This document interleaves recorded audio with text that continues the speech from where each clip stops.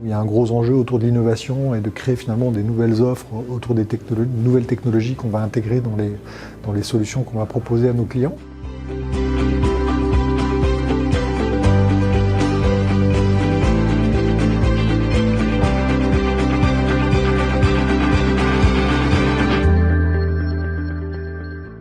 Je m'appelle Hervé de Maléard, je suis le président de MGA Technologies.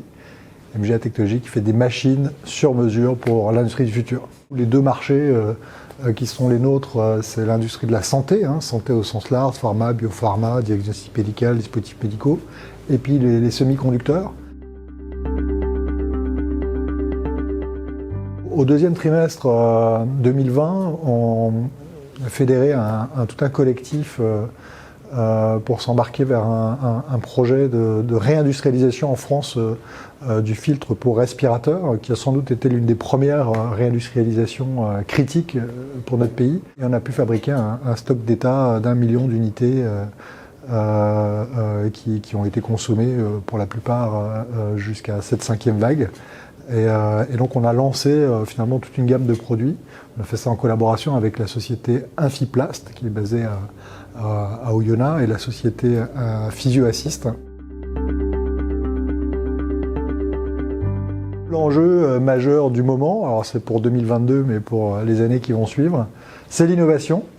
Donc on a démarré cette année un grand projet qu'on a appelé le MGA Tech Lab 4.0, qui vise à inspirer tout notre écosystème, nos clients. L'idée est de construire un collectif collaboratif d'apporteurs de solutions, d'offreurs de solutions d'industrie du futur, autour des technologies du 4.0, à la fois mécatronique et digitale, et finalement d'accélérer la transformation du monde de la biopharma. Ce qui nous importe, c'est d'abord de maintenir le rythme de croissance organique sur lequel nous sommes. Et donc, comme je l'ai dit précédemment, il y a un gros enjeu autour de l'innovation et de créer finalement des nouvelles offres autour des nouvelles technologies qu'on va intégrer dans les solutions qu'on va proposer à nos clients. Donc ça, c'est un enjeu de croissance organique et de continuer de faire des machines du futur pour nos clients.